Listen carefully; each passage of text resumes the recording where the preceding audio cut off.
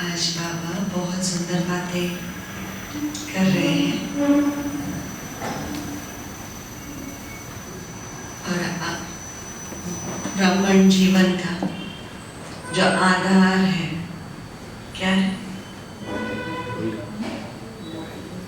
ब्राह्मण जीवन का आधार क्या है? पवित्रता। और पवित्रता का आधार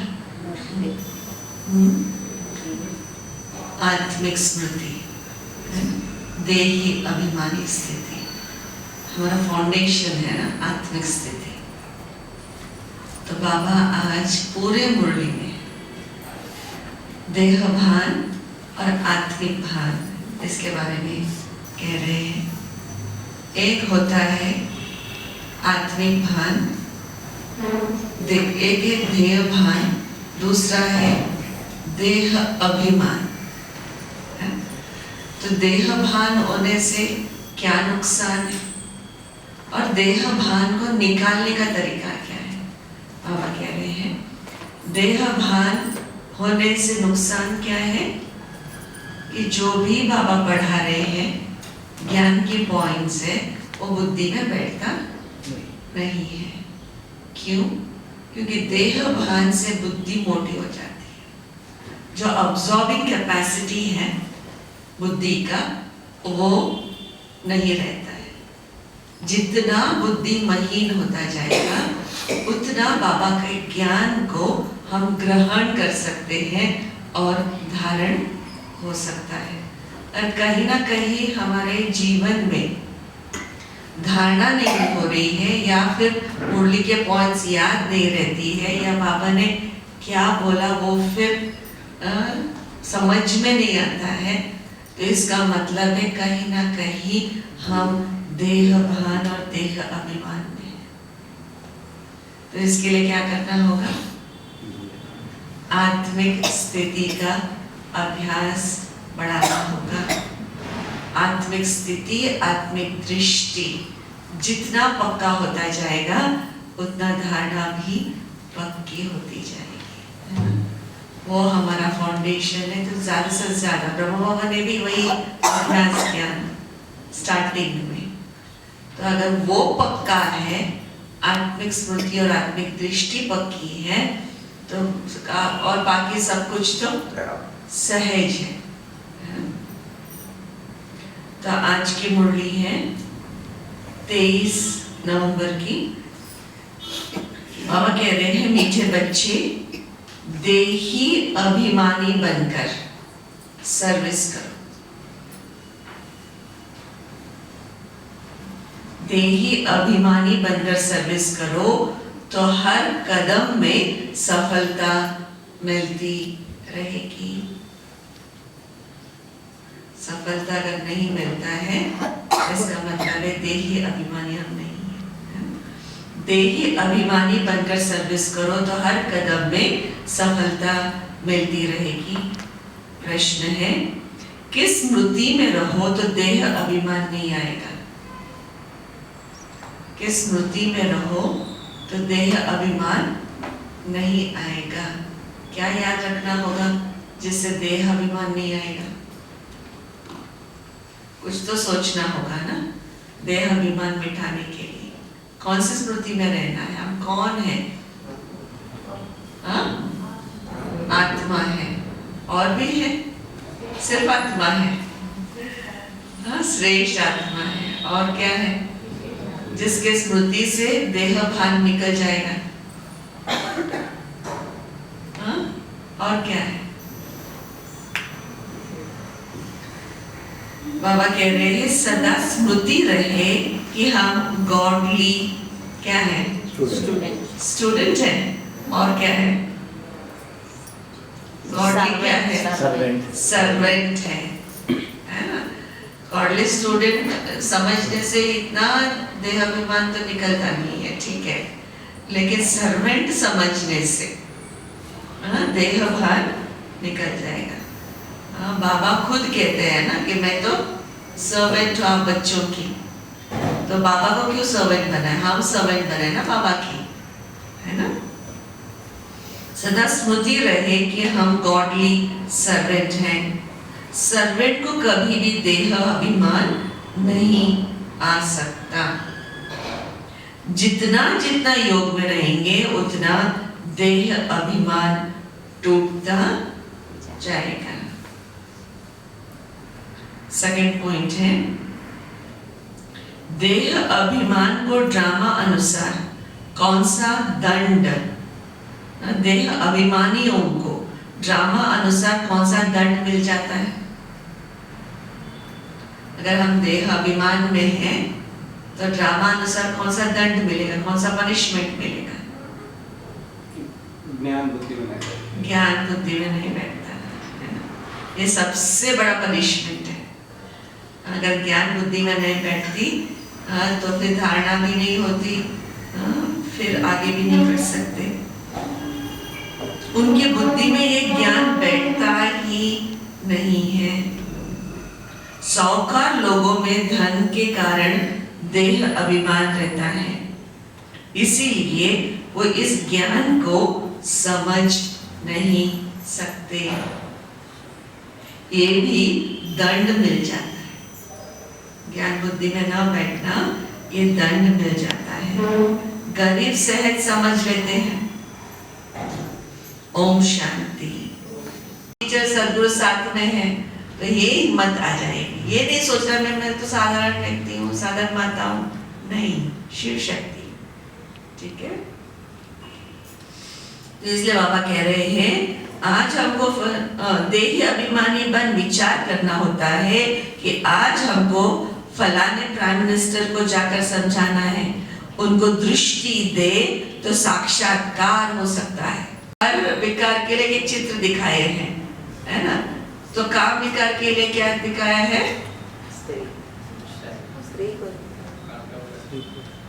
बताओ, यहाँ से आंसर मिल रहा है, आप बताओ।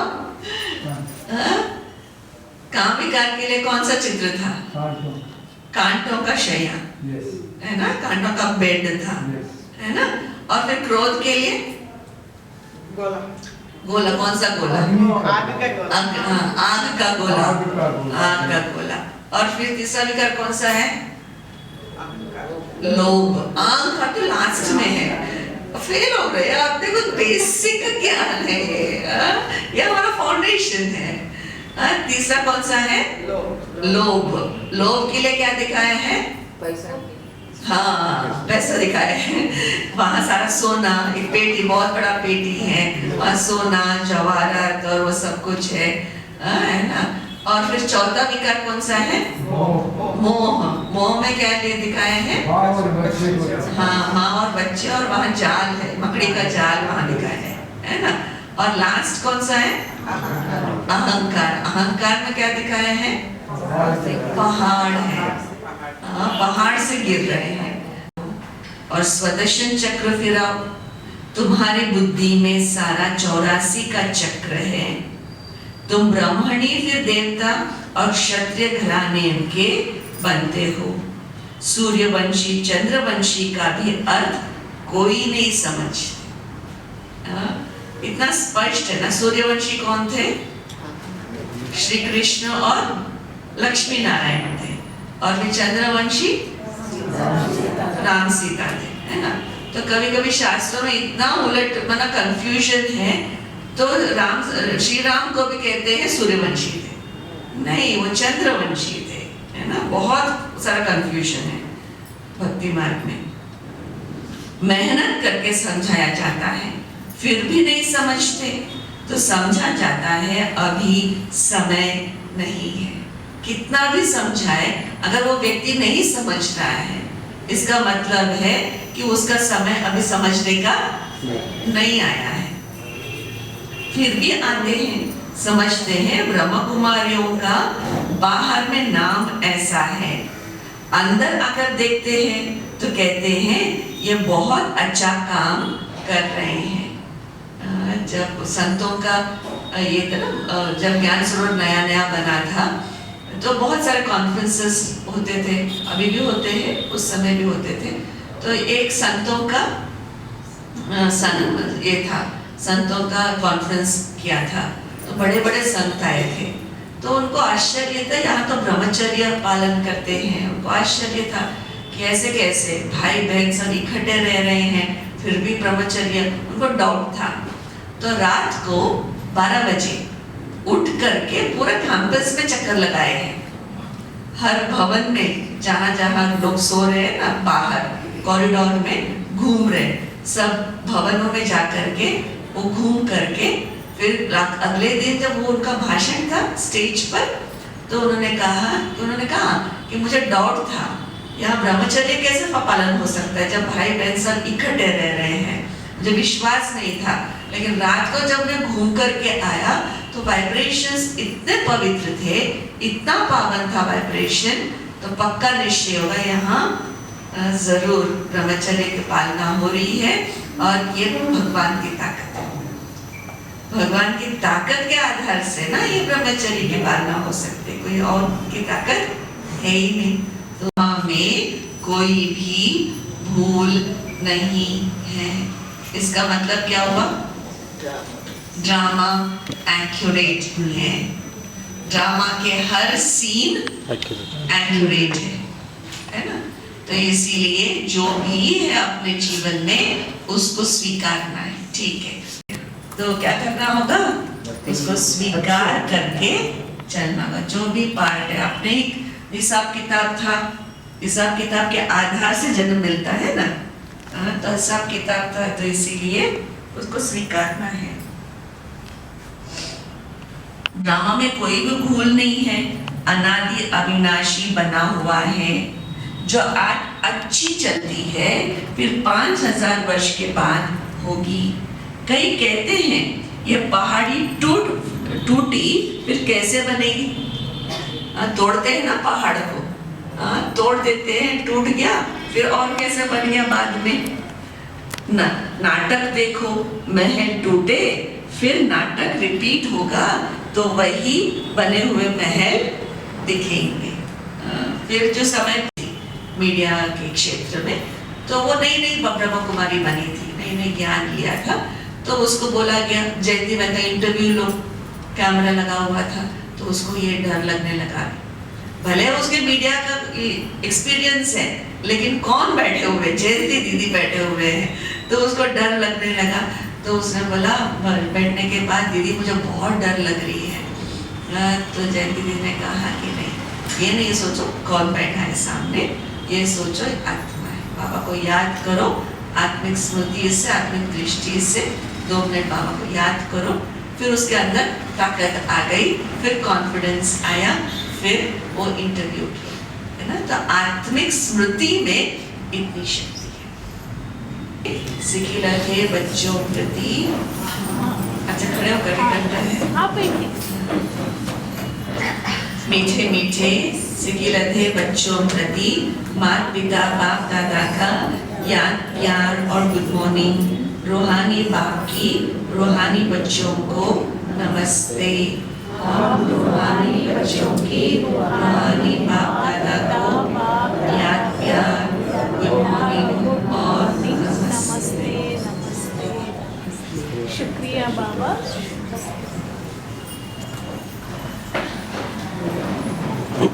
धारणा के लिए मुख्य सार क्या है आज का? क्या लिया आज की मुरली से? देही अभिमानी बनना है ना? और याद किया था नंबर। पहला पॉइंट, सदा इसी खुशी व नशे में रहना है कि अभी हम ईश्वरीय परिवार के हैं।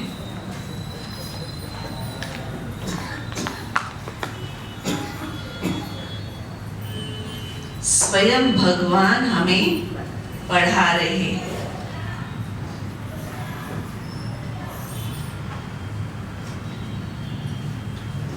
उनका प्यार हमें मिल रहा है।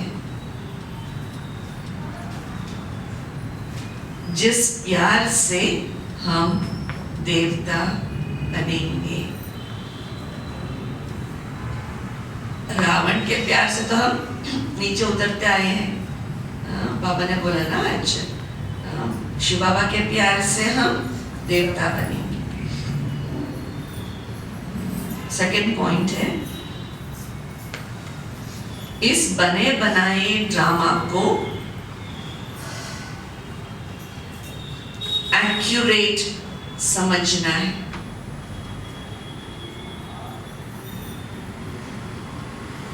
इसमें कोई भूल हो नहीं सकती, ड्रामा में कोई भूल हो नहीं सकती। जो एक्ट हुई फिर रिपीट होगी, जो एक्ट हुई फिर रिपीट होगी। इस बात को अच्छे दिमाग से समझ कर चलो तो कभी गुस्सा नहीं आएगा।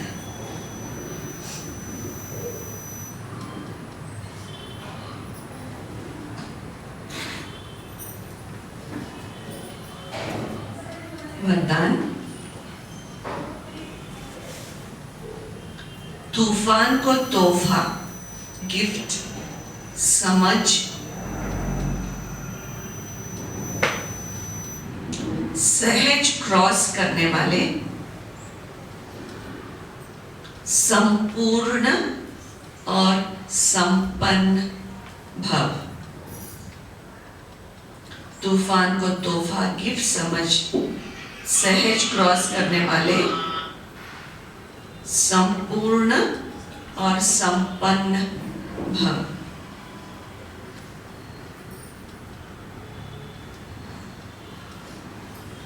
जब सभी का लक्ष्य संपूर्ण और संपन्न बनने का है तो क्या करना है? तो छोटी छोटी बातों में घबराओ नहीं।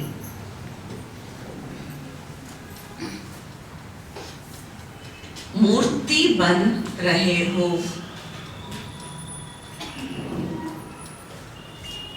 मूर्ति जब बन रहे हैं तो क्या लगेंगे? क्या लगेंगे? कुछ हैमर तो लगेंगे ना। मूर्ति बन रहे हैं, हैमर तो लगेंगे, खूब सारे हैमर लगेंगे। जितना जितना फीचर्स शार्प होते जाएंगे ना उतना ज्यादा हैमर लगेगा। हैमर लगे के बिना वो फीचर्स इतना शार्प नहीं हो सकता, है ना। तो मूर्ति बन रहे हो तो कुछ हैमर तो लगेंगे ना, लगेंगे ही। जो जितना आगे होता है उसको तूफान भी सबसे ज्यादा क्रॉस करने होते हैं। जितना आगे बढ़ना है उतना तूफान क्रॉस करना ही पड़ेगा। लेकिन वो तूफान हमारे लिए क्या है? लेकिन तूफान उन्हों को तूफान नहीं लगता, तोहफा लगता है।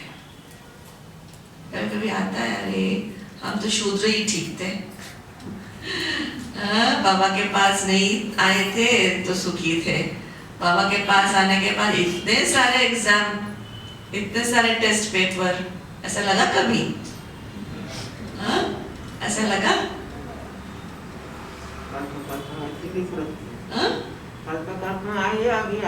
अभी भी आएंगी, है ना। अगर एग्जाम पास नहीं करेंगे तो आगे कैसे पढ़ेंगे? देवी देवता बनना है तो फिर ये एग्जाम तो पास करना ही होगा। ये तोहफा लगता है। ये तूफान भी अनुभवी बनने की गिफ्ट बन जाती है। तूफान क्यों आ रहे हैं? अनुभवी बनाने के लिए, है ना। जब ये सोचते हैं ये अनुभवी बना रहा है तो फिर तोहफा समझते हैं।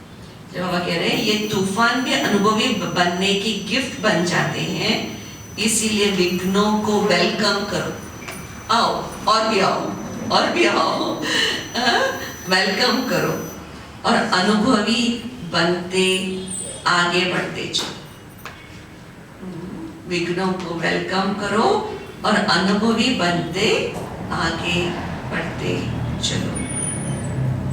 जब पहलवान वो रेसलिंग करते हैं ना, कहते हैं आ जाओ दिखता हूँ, आ जाओ, है ना। हम भी पहलवान है ना। हाँ, विघ्नों को कहेंगे बोले आ जाओ, मेरा साथी कौन है? भगवान है ना। तो हम डरने वाले नहीं हैं। स्लोगन, अलबेलेपन को समाप्त करना है तो क्या करना है? अलबेलेपन को समाप्त करना है तो स्व चिंतन में रहते हुए स्व की चेकिंग करो।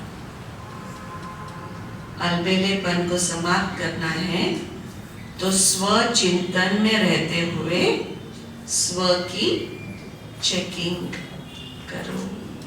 ओम शांति। ज्ञान सरोवर लग रहा है ऐसा, क्योंकि बाहर का भी माहौल थोड़ा ठंड ठंड है और दीदी भी ज्ञान सरोवर से आए हुए हैं, तो जोरदार तालियों से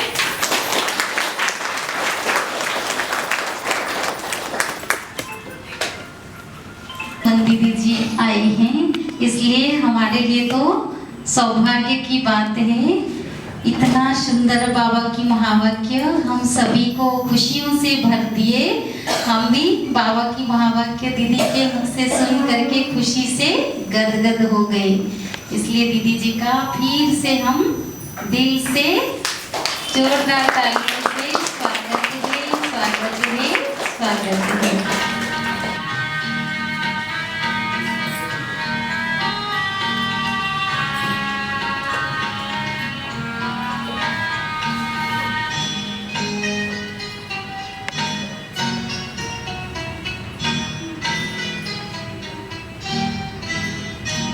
तेरे करीब आए जब से तुझे जाना, तेरे करीब आए जब से तुझे जाना, पाके तुझे हो बाबा कुछ भी रहा न पाना।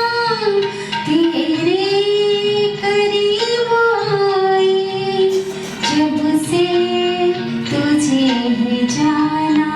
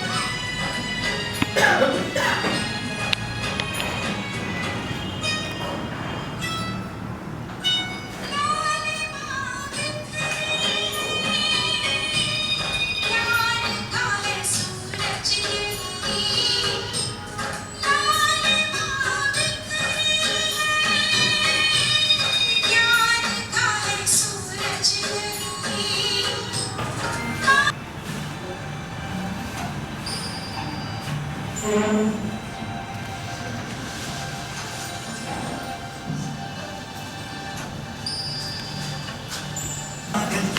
से आपका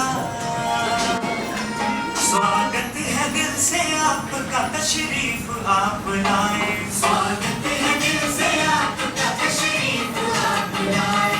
खातिर हमारी दूर से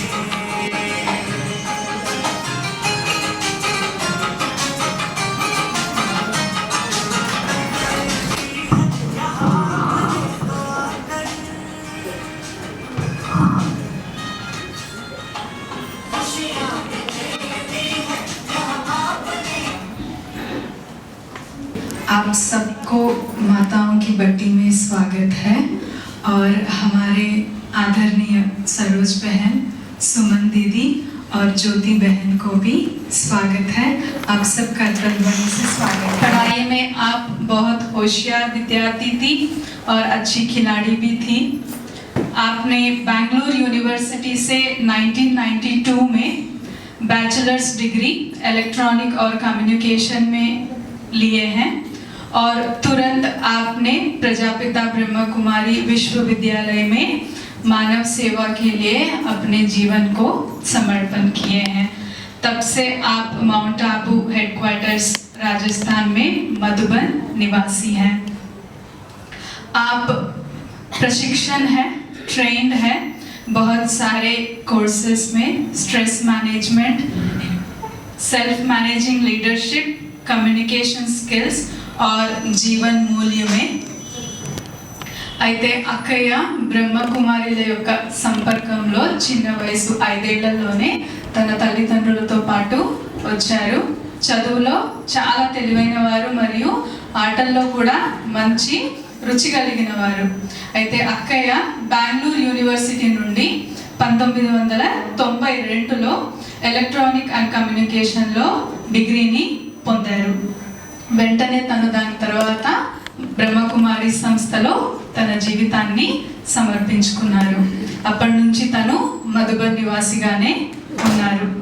అక్కయ్య చాలా కోర్సెస్లో, చాలా యూనివర్సిటీలో, ఆర్గనైజేషన్స్లో, ఇన్స్టిట్యూషన్స్లో రకరకాల కోర్సెస్ మీద, అంటే stress management, self managing leadership ఇలాంటి టాపిక్స్ పైన చాలా రకాలుగా అక్కయ్య కోర్సెస్ని కూడా తీసుకుంటూ ఉంటారు। అదే కాకుండా అక్కయ్య ఎడ్యుకేషన్ వింగ్కి కోఆర్డినేటర్ కూడా, నేషనల్ కోఆర్డినేటర్। సో అక్కయ్య ఈ విధంగా పలు రకాలుగా సేవలు ఇస్తూ జ్ఞాన సరోవర్లో తన యొక్క సేవల్ని ఇస్తూ వస్తున్నారు 1992 నుంచి। ఓం శాంతి।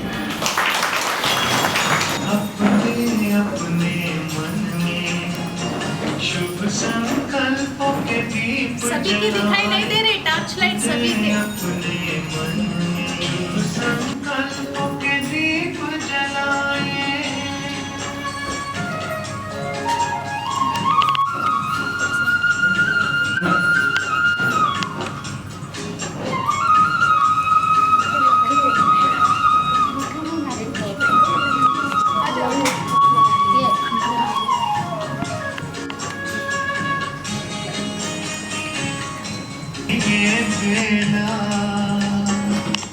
ये जग बदलने वाला राजयोग का मार्ग यही है।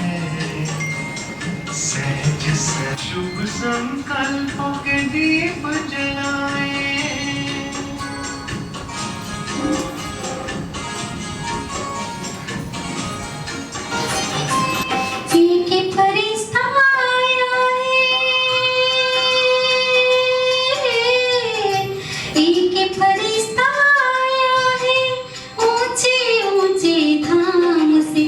अपने जैसे फरिश्ते रचने बड़े निराले काम से एक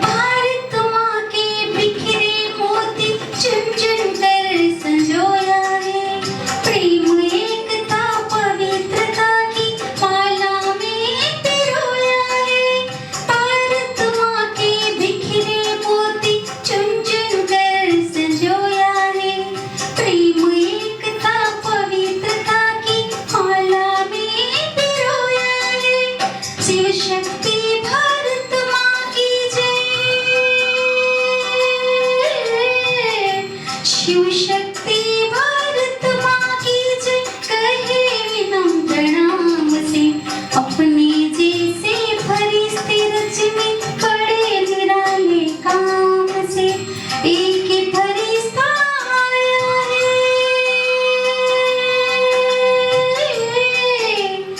एक फरिश्ता आया है ऊंचे ऊंचे धाम से। अपने जैसे फरिश्ते रचने बड़े निराले काम से। एक फरिश्ता आया है,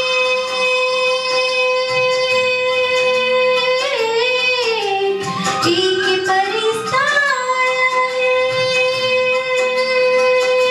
है, एक फरिश्ता आया है। ओम शांति। కూడా सुमन दीदी मुखारविंदम द्वारा क्लास विंदाम। अभी हम सभी सुमन बहन आदरणीय सरोज बहन से उनके विशेष अमूल्य ज्ञान रतन सुनेंगे और फिर सुमन दीदी की क्लास शुरू होगा। ओम शांति ओम शांति ओम शांति ओम शांति। ఈరోజు మీ అందరూ చాలా అదృష్టవంతులు, ఎందుకంటే బట్టీల మీద బట్టీలు నడుస్తూ ఉంటాయి. ఎప్పటికీ ఎవరో ఒకరు వచ్చి క్లాస్ చెప్తూనే ఉంటారు. మరి మీ పురుషార్థం ఎంత మంచిగా ఉండాలంటే బాబా మురళిని ఫాలో అవ్వాలి. బాబా ఏం చెప్తున్నారు, మనకి ఏం చెప్తున్నారు చెప్పండి. మననే టైం లేదు, మనం పురుషార్థం బాగా చేసి ఏం చేయాలి, మంచి స్థానం పొందాలి. బాబా వెళ్తారు, క్లాస్కి వెళ్ళేవాళ్ళు, క్లాస్కి వెళ్ళి వినేవాళ్ళు. మరి వినని క్లాస్కి వెళ్ళకుండా మురళి వినేవాళ్ళు ఎంతమంది? కారణాలు ఏవో ఉంటాయి, కారణాలు చెప్తారు. కానీ బాబా ఎప్పుడు కూడా రెగ్యులర్గా క్లాస్కి వెళ్ళడాన్నే ఇష్టపడతారు. మరి బాబా ఈరోజు ఏమన్నారు, బాబా మనందరికీ కూడా శ్రీమతం ప్రకారం నడవండి. ఎవరు చదివిస్తున్నారో గుర్తు చేసుకోండి. ఏం చెప్పడానికి వచ్చారు, మనల్ని ఏం చేయడానికి వచ్చారు, ఇవన్నీ కూడా గుర్తు చేసుకోండి అన్నారు బాబా. మరి అలాంటప్పుడు మనం ఎలా ఉండాలి, చాలా అలర్ట్గా ఉండాలి. అయితే ఈ రోజున మీ అందరికీ కూడా ఈ సుమనక్కయ్య వచ్చారు కదా, మీకు ఎంత మంచిగా క్లాస్ చెప్తారు. తను ఎన్నో చోట్ల తను గొప్పగా అందరికీ ఎక్స్పీరియన్స్ చేయించి వచ్చినటువంటి ఆత్మ ఆవిడ. మరి మీరు నోట్బుక్లు తెచ్చుకున్నారా, పెళ్ళికి వచ్చినట్టు లేదా పేరెంటానికి వచ్చినట్టు ఉంటారు కదా, నేను చూస్తున్నాను కదా, ప్రతిసారి చెప్తాను. ओम शांति। सब ठीक है, बहुत अच्छे हैं। हम नहीं अच्छे होंगे तो कौन अच्छे होंगे, है ना? बाबा के बच्चे अच्छे नहीं होंगे, कौन अच्छे होंगे? अच्छा, जो अव्यक्त मुरली अभी चली 18 नवंबर की, 18 नवंबर की हुई ना? हाँ 15 नवंबर की मुरली हुई थी। तो उसमें मेन बात क्या था? हाँ, मन जीते जगत जीत। जगत पर जीत पाना चाहते सब? यस। यहाँ कलयुग में या सतयुग में? संगम युग में। संगम युग में तो जगत जीत नहीं हो सकते, सतयुग में हो सकते हैं जगत जीत। अभी यहाँ मन जीत बनना पड़ेगा, है ना? अगर कलयुग में जगत जीत बनेंगे तो कांटों के सिंहासन मिलेगा, चुभेगा यहाँ से वहां से यहाँ से, फिर बैठ सकते हैं? कांटों के सिंहासन पर बैठ पाएंगे? नहीं बैठ पाएंगे, दर्द होगा, है ना? तो इसीलिए यहाँ जगत जीत बनने का सपना भी नहीं सोचना है। हमें यहाँ मन जीत बनना है।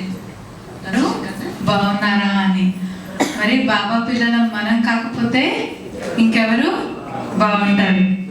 అయితే మరి అక్కయ్య అంటున్నారు, అందరూ బాబా మిలన్ మురళి విన్నారు కదా 15th నవంబర్ది. అయితే బాబా అందులో ముఖ్యంగా దేని గురించి మాట్లాడారు? మన్జీత్ జగజ్జీత్. అయితే అక్కయ్య అడుగుతున్నారు, మరి మీ మనస్సును జయించి మీరు జగత్తుకి జయించిన వారిగా ఎక్కడ అవుతారు? ఏ యుగంలో అవుతారు? కలియుగంలో అవుతారా, సంగమ యుగంలో అవుతారా, లేక సత్యుగంలో అవుతారా?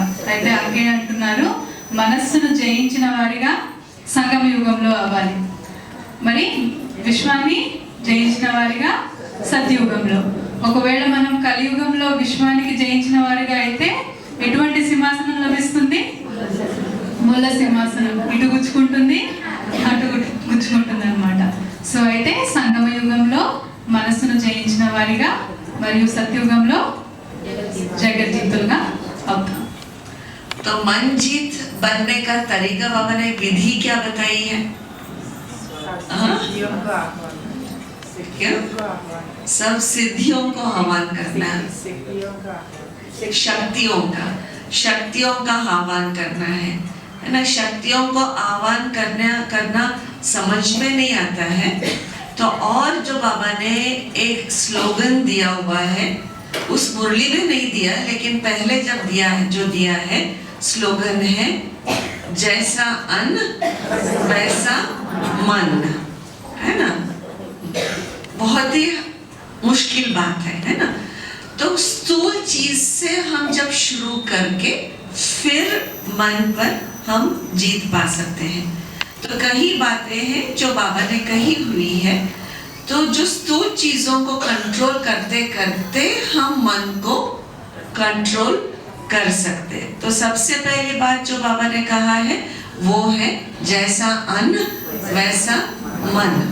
और दूसरी बात जो बाबा ने ये कही हुई है, तो हड्डी जो शरीर को हम यूज करते जाएंगे, तो जहां है मेरा तन वहां है मेरा धन, जहां है मेरा धन वहां है मेरा मन, है ना। वो गीत में बताते हैं ना, गीत जहां होगा हमारा धन वहां है हमारा धन, जहां मेरा धन है वहां है मेरा मन। तो मन को लगाना है तो पहले तन को लगाना होगा, फिर धन को लगाना होगा, तो वहां फिर मन चला जाएगा, है ना। तो सबसे इन सभी बातों को छोड़ करके केवल मन को हम करने की कोशिश करें ना, नहीं होगा। इन सभी बातों को करेंगे तब जाकर के मन पर उसका असर होगा। స్థూల విషయాలని మనం ఎప్పుడైతే మొదట కంట్రోల్ చేయడం స్టార్ట్ చేస్తామో అప్పుడు మెల్లగా మనకి సూక్ష్మ విషయాలపైన కూడా కంట్రోల్ అనేది వస్తుంది. అందుకనే జైసా అన్ వైసా మన్ అంటే ముందు మన యొక్క భోజనం పైన.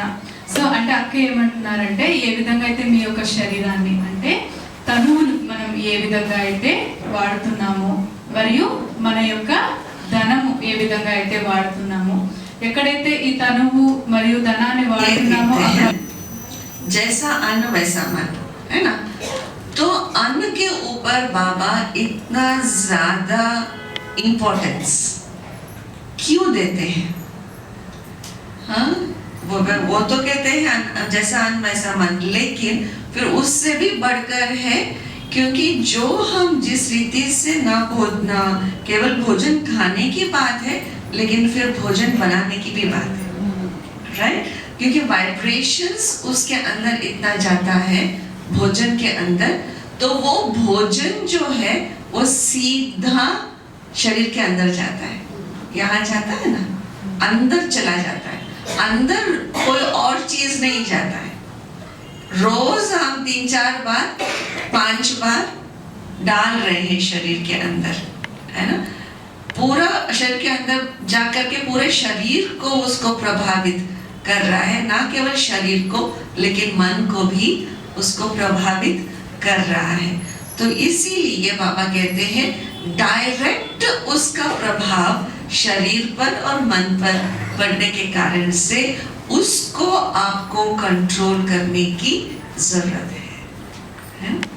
तो बहुत न्यूट्रिशियस भोजन करने का रिवाज चला हुआ है, तो बहुत ही हेल्दी भोजन करने का सोच, अच्छी बात है, हेल्दी भोजन करना चाहिए शरीर के लिए, लेकिन क्या हम एनर्जी वाइज एनर्जी में पावरफुल एनर्जी वाला भोजन हम ले रहे हैं केवल वो हेल्दी भोजन ना हो, लेकिन एनर्जी के हिसाब से भी वो क्या पावरफुल भोजन है, वो भी हमें ध्यान रखने की जरूरत है।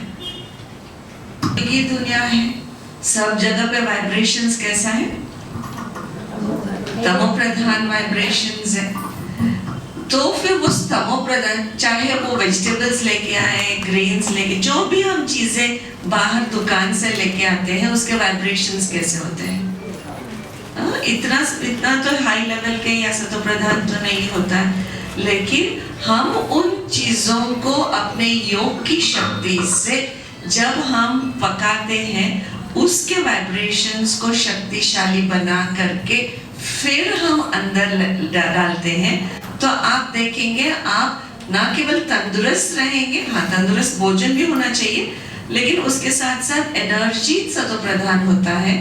तो फिर ना केवल शरीर तंदुरुस्त होगा, लेकिन मन भी आपका बहुत ही दुरुस्त होगा और शक्तिशाली बन जाएगी। అటువంటి ప్రపంచం కాబట్టి అందులో ఉన్న ఎనర్జీ అనేది తమో ప్రధానంగానే ఉంటుంది. సో అందుకని మనం ఎప్పుడైతే మన యొక్క యోగ శక్తితో ఎప్పుడైతే మనం వండుతామో అందులో శక్తిశాలి సత్వ ప్రధాన శక్తి అనేది మనకి ఆ భోజనంలో నిండుతుంది.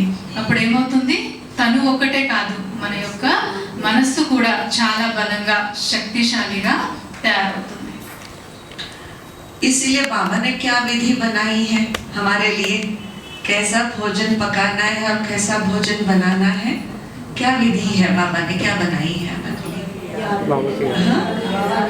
बाबा की याद में रह करके भोजन बनाना है, और फिर भोजन बनाने के बाद क्या करना है, भोग लगाना है बाबा को, और फिर भोग लगाने के बाद उसको बाबा की याद में रहते हुए उसको ग्रहण करना है, स्वीकार करना है।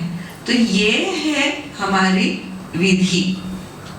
तो फिर हम कर रहे हैं, वो कर रहे हैं, अपने आप को चेक करना है क्या मैं, क्योंकि माताओं के अंदर वो माना रिस्पॉन्सिबिलिटी है, और फिर वो न केवल अपने लिए रिस्पॉन्सिबिलिटी है, लेकिन पूरे परिवार के लिए वो जवाबदारी है ना। और एक प्रकार से एक अच्छी भी बात है, अगर घर वाले ज्ञान में नहीं चल रहे हैं या फिर कुछ ऐसा कुछ प्रॉब्लम है, तो आप योग युक्त, इतनी शक्तिशाली योग युक्त होकर के जब आप भोजन बनाएंगे, तो बाबा के वाइब्रेशंस, खुद अपने वाइब्रेशंस में बाबा के वाइब्रेशंस को उस भोजन में लाएंगे, तो फिर जरूर जो भोजन ग्रहण करेंगे आपके परिवार वाले, तो जरूर उनका मन परिवर्तन होगा कि नहीं होगा, होगा कि नहीं होगा, होगा ना। तो फिर हम कहते हैं ना माताएं कि मैं भाषण नहीं कर सकती हूँ, मैं दूसरों को ज्ञान नहीं सुना सकती हूँ, लेकिन सबसे बड़ा जो बड़ी सेवा है वो भोजन स्वीकार कराने की। और अगर आप योग युक्त होकर के अगर वो सब बनाते हैं, तो आपकी तो डबल सेवा हो गई ना।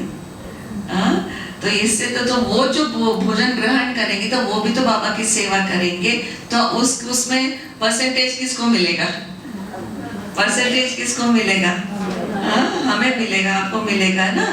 तो देखिए, तो भले वो लोग भाषण करेंगे या वो लोग सेवा करेंगे, लेकिन आपने भी वो इतना योगदान दिया है भोजन दे करके, भोजन इतना शक्तिशाली भोजन दे करके, तो उसमें परसेंटेज तो ऑटोमेटिकली मिलेगा ना आपको, है ना। आएंगे भाषण करने वाले 108 में आएंगे, बाबा ने कभी ये नहीं कहा है, बाबा ने कहा इस सब सेवाओं को बराबर देखते हैं बाबा, स्थूल सेवा, वाचा सेवा, मनसा सेवा, सब एक समान है। अगर स्थूल सेवा करते हुए भी बाबा की याद में रह करके अगर झाड़ू पोछा, बाबा ने ये मुरली में कही हुई है, बाबा की याद में रह करके झाड़ू पोछा कर रहे हैं, तो उसका मार्क्स ज्यादा है।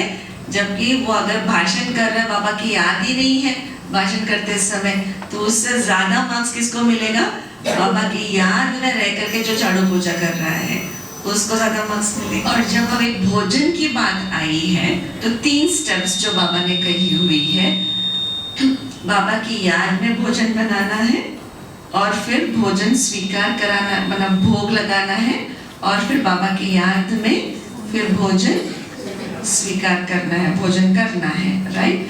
तो कौन कौन माताएं जो बाबा की याद में भोजन बनाते हैं?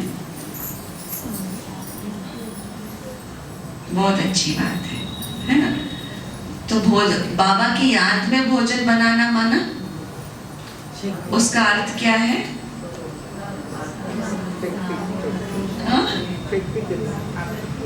आपस में इधर की उधर की बातें ना करते हुए, इसने क्या कहा, उसने क्या किया, वो क्या कर रहा है, वो क्या कर रहा है, ये सब बातें करते हुए अगर आप सब्जी काट रहे हैं, ये बना रहे, तो वाइब्रेशंस कौन सा गया भोजन में?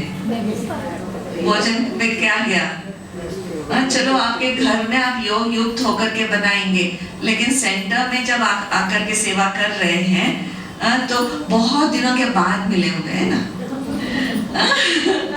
बहुत दिनों के बाद मिले हुए, तो क्या करेंगे आप? तो बातें करेंगे, बातें करनी चाहिए या नहीं करनी चाहिए? नहीं करनी चाहिए। तो इतने सालों के, इतने दिनों के बाद मिले हैं, तो माताएं बातें किए बिना तो रह नहीं सकती है ना। तो क्या करेंगे? बातें करो, लेकिन कौन सी बातें करो? बाबा की मुरली की बातें करो, बाबा की ज्ञान की बातें करो, मनन चिंतन करो, एक दूसरे को पूछो ज्ञान की बातें। तो ये जो बातें करते हुए अगर आप कोई कर रहे हैं, तो वाइब्रेशंस, वही वाइब्रेशंस उन चीजों में दी जाएगी। दादी एक साथ भोजन करते थे, दोपहर का भोजन वहाँ पांडव भवन में, जब भी भोजन के लिए बैठते थे तो यही बातें, ज्ञान की चर्चा होती थी। तो ये ऐसा है, वैसे, मतलब ज्ञान के बारे में वो चर्चा कर रहे थे, या कारोबार की बातें कर रहे थे, या फिर ज्ञान की चर्चा कर। कभी भी गॉसिप हमने नहीं सुना है दादियों के आपस में। तो हमें किसके समान बनना है? बाप समान बनना है। तो दादियों, बाबा को तो नहीं देखा है, ब्रह्म बाबा को तो नहीं देखा है हमने, दादियों को देखा है। दादियों ने जैसा किया है वैसे हमें करना है ना। బాబా యొక్క స్మృతిలో భోజనాన్ని తయారు చేయాలి. తయారు చేసిన తర్వాత బాబాకి భోగ్ పెట్టి స్వీకరింపచేయాలి. తర్వాత మనం బాబా యొక్క స్మృతిలో ఆ భోజనాన్ని స్వీకరించాలి. అయితే మొదటిది ఏముంది? బాబా యొక్క స్మృతిలో మరి భోజనం తయారు చేయడం. మరి ఆలోచన చేస్తున్నారు, వాళ్ళు ఏం చేస్తున్నారు, వీళ్ళు ఏం చేస్తున్నారు, ఇక్కడ ఏం జరుగుతుంది, అక్కడ ఏం జరుగుతుంది అని ఆలోచిస్తున్నారా? లేకపోతే బాబా యొక్క స్మృతిలో ఉండి భోజనాన్ని తయారు చేస్తున్నారా? అక్కయ్య అంటున్నారు, ఇంట్లో అయితే చాలా వరకు బాబా యొక్క స్మృతిలో ఉండి అందరూ తయారు చేస్తున్నారు. మరి సెంటర్కి వచ్చినప్పుడు అందరినీ చాలా రోజుల తర్వాత కలుస్తున్నారు కదా, మరి వాళ్ళు ఎలా ఉన్నారు, వాళ్ళ ఇంట్లో ఎలా జరుగుతుంది? అక్కయ్య అంటున్నారు, అందరికీ మన ఇంట్లో ఏం జరుగుతుంది అన్న విషయం కంటే కూడా వచ్చిన వాళ్ళ ఇంట్లో, అంటే చాలా రోజుల తర్వాత కలుస్తున్నాం కదా, మరి ఏమైంది అని పలకరించాలి కదా మరి వాళ్ళని.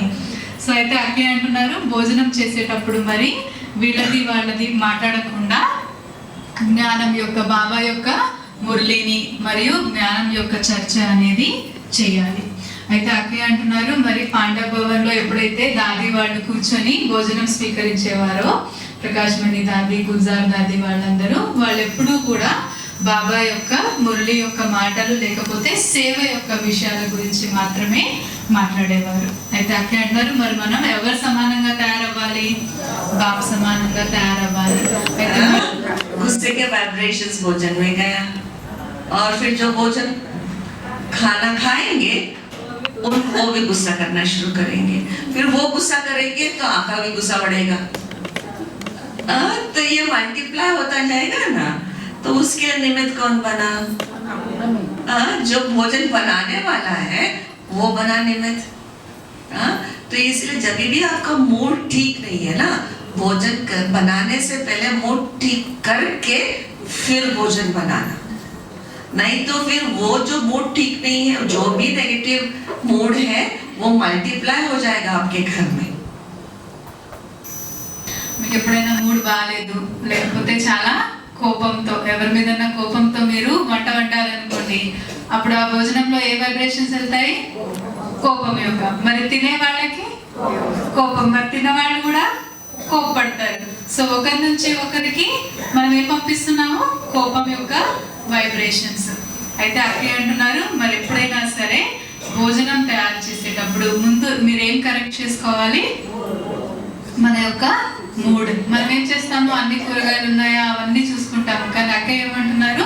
ముందు మనం మన యొక్క మూడ్ని సెట్ చేసుకొని, ఎందుకంటే మనం ఏదైతే వైబ్రేషన్స్తో తయారు చేస్తామో మన పరివారంలో తినే వాళ్ళందరికీ కూడా అదే వైబ్రేషన్స్ వెళ్తాయి. ये हो सकता है मूड ठीक नहीं है, लेकिन तुरंत भी भोजन बनाना है तो वो ठीक करके फिर जाए किचन के अंदर, ये हो सकता है, ये हो सकता है। ये फिर चैलेंजेस आएंगे, समस्याएं, परिस्थितियां आएंगी, लेकिन फिर भी दृढ़ रह करके फिर वो एक करेंगे ना तो जरूर होगा। कि कई बार हमारे सामने भी परीक्षाएं आती थी, तो ऐसा एक बार प्रोग्राम चल रहा था बैक स्टेज के पीछे, क्योंकि ऑर्गेनाइज जब कर रहे होते हैं ना प्रोग्राम ऑर्गेनाइज, बहुत कुछ उथल पुथल होता रहता है, बहुत कुछ बातें हो रही होती है। तो मैं वहाँ बैक स्टेज पे खड़ी हूँ, अभी 10 मिनट में मुझे स्टेज पे जाना है मेडिटेशन कमेंट्री देने के लिए, योग कराने के लिए। अभी 5 मिनट बचा है, मुझे जोर से डांट पड़ी।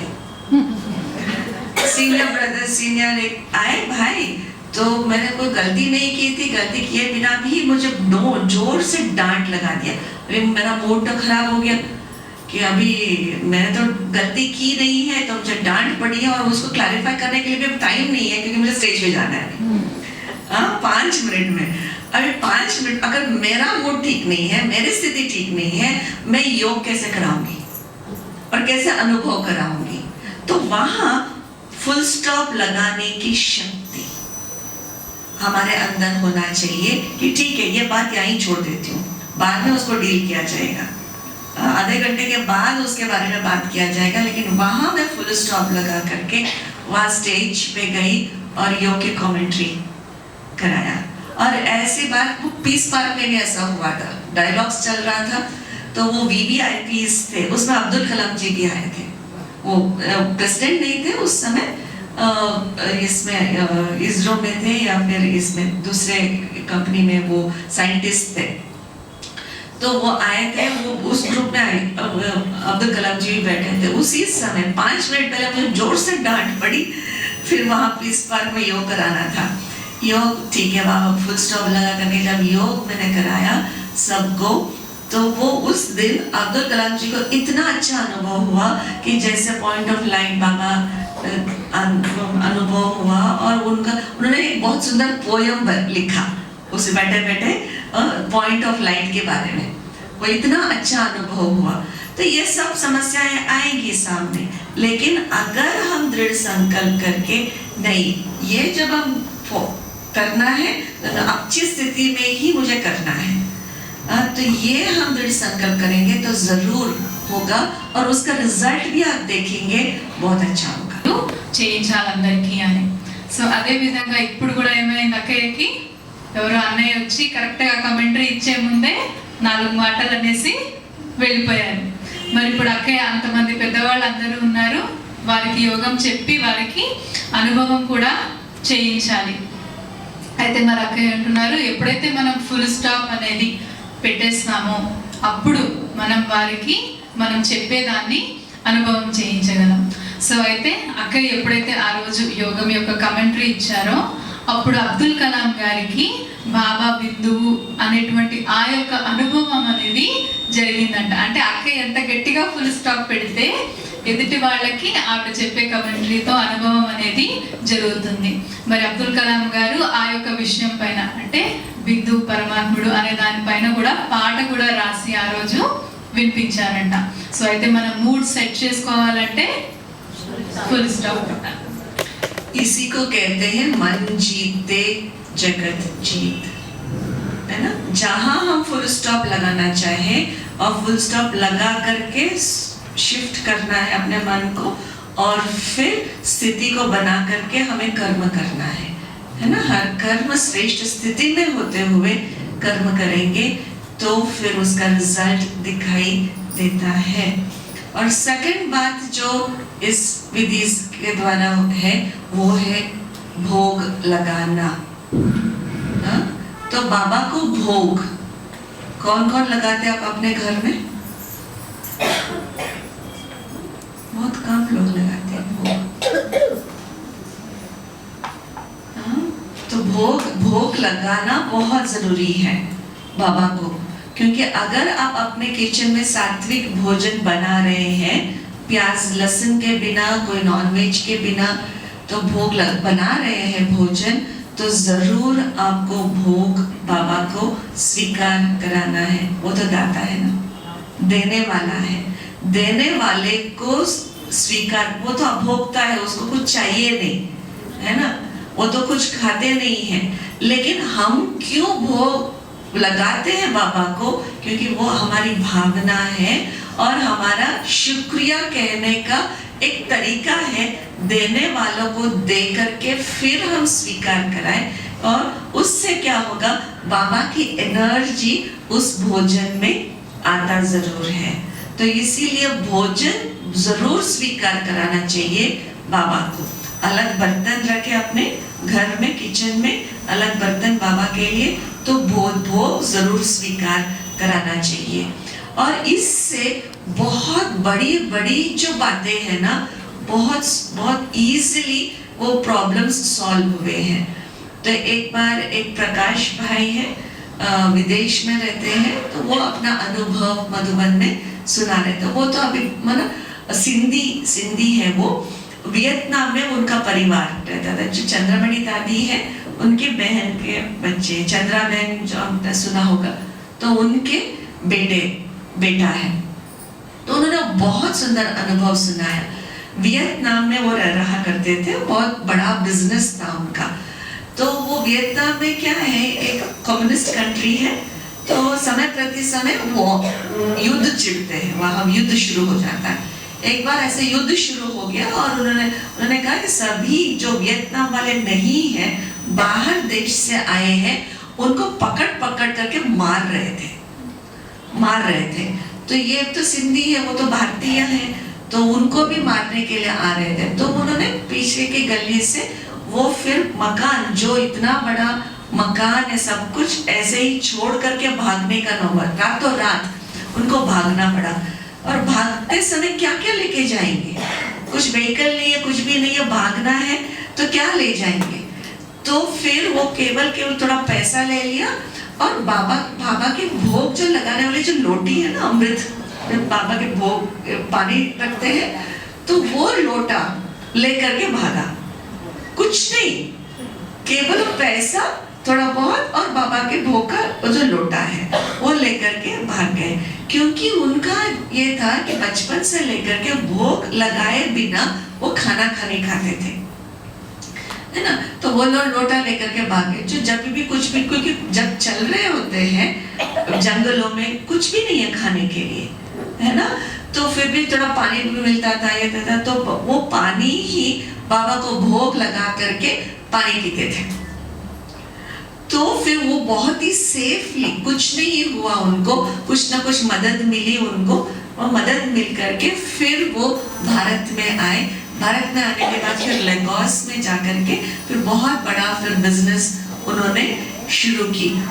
मैं बहुत शॉर्ट में बता रही हूँ उनका अनुभव, लेकिन उनका अनुभव इतना इलॉबरेट है। और वो कहते हैं कि वो बाबा को जो मैं रोज जो अमृत पिलाता था ना, पानी भोग लगाता था, बाबा ने मुझे बचाया, वो पानी ने मुझे बचाया है। तरीका है बाबा को स्वीकार करा करके फिर, क्योंकि बाबा को स्वीकार कराना है तो इसीलिए आप ऐसे वैसे तो भोजन नहीं बनाएंगे, वैसे तो फिर मिक्स करके या कुछ ऐसे नहीं करेंगे ना। तो बाबा को भोग लगाना है तो वो ठीक तरीके से ही आप भोजन बनाएंगे और स्वीकार कराएंगे, और फिर तो खुद के लिए भी अच्छा है और बाबा के लिए भी अच्छा होगा। तो इसीलिए जरूर ये धारणा करनी है, बाबा को भोग लगाने की धारणा जरूर करनी है। और तीसरी बात है, बाबा की याद में भोजन करने की बात है। कौन कौन है तो बाबा की याद में बैठ करके भोजन करते हैं? और बाकी लोग? हाँ, बाकी लोग कौन है, क्या करते हैं? हाँ? समझ में नहीं आया है या? ఎంతమంది బాబా యొక్క స్మృతిలో భోగ్ తయారు చేసి బాబాకు పెట్టి తింటున్నారు? చేతులు ఎత్తాను అందరూ. कुछ लोग अभी भी हाथ नहीं उठा रहे हैं. కొంతమంది చేతులు ఎత్తలేదు అంటున్నారు ఇంకా కూడా. हाँ, ब्राह्मण बाना ब्रह्मा भोजन है ना. तो ब्रह्मा भोजन का टाइटल तभी मिलेगा जब बाबा की याद में बनाया, भोग स्वीकार कराया, फिर भोजन खाया. तो ब्रह्मा भोजन का टाइटल तभी होगा, नहीं तो फिर सिर्फ भोजन होगा, है ना. तो इसीलिए तीनों स्टेप्स आपको रोज करके देखना. बहुत जल्दी आप अपने मन पर विजय पाना शुरू करेंगे. ठीक है, क्योंकि अभी कलयुगी दुनिया में आप उसका असर देख रहे हैं. आजकल तो कोई भोजन बनाता ही नहीं है, मेजॉरिटी बाहर ही खाते हैं. और कई आईटी वाले जो एम्प्लॉइज हैं उनके घरों में किचन ही नहीं है. सिर्फ पैनेट्री होगा थोड़ा चाय कॉफी बनाने के लिए, लेकिन भोजन तो बनाते ही नहीं है. तीनों टाइम अगर भोजन बाहर खा रहे हैं तो उसका असर मन पर क्या पड़ता है? क्या पड़ता है? नेगेटिव प्रभाव है ना उसका प्रभाव. तो इसीलिए सारे बीमारियां इसलिए बढ़ रही है. डिप्रेशन, एंजाइटी, जो भी मेंटल डिसीजेस है, मन के कनेक्टेड जो भी डिसीजेस है, तो वो बढ़ क्यों रहा है? क्योंकि वो सोचते हैं कि भोजन बनाने में टाइम वेस्ट नहीं करना है. ये टाइम वेस्ट नहीं है, ये वो इन्वेस्टमेंट है. हेल्थ, अच्छा हेल्थ, शरीर के हेल्थ और मन के हेल्थ के लिए ये इन्वेस्टमेंट है ना. नहीं तो फिर अगर तीनों टाइम बाहर खाओ और फिर बाद में डॉक्टर्स को कितना लाखों में खर्च करना पड़ेगा, और कितना तकलीफ है बाद में. शरीर को भी तकलीफ, मन को भी तकलीफ, संबंधों में भी प्रॉब्लम्स, तनाव घरों में, और इतना सारा कुछ बचने के लिए बाबा ने सुंदर विधि बनाई है हमारे लिए. नहीं, मेहनत करो, भोजन बनाने में मेहनत करो, है ना. तो फिर घर के वातावरण सुख शांति बनी रहेगी. हाँ, उसमें ज्यादा उसी में नहीं लगना है. 24 घंटे सिर्फ किचन में नहीं रहना है, है ना. थोड़ा बहुत जो कर चाहिए तो करके जरूर ऑलराउंड सेवा भी करनी है ना. तो इसीलिए भोजन का महत्व बाबा ने पहले से ही बाबा ने हमें समझाई. ठीक है, आज के बाद जो भोग नहीं लगाते हैं तो वो कौन लगाना शुरू करेंगे? हाथ उठाएंगे घर में. ఎవరైతే ఇప్పటి వరకు భోగ్ పెట్టట్లేదో ఈ రోజు నుంచి ఇప్పటి నుంచి భోగ్ పెడతాము అని అనుకున్న వాళ్ళు అక్కడ అంటున్నారు చేతులు ఎత్తండి. ఇంట్లో భోగ్ పెట్టాలి ఖచ్చితంగా.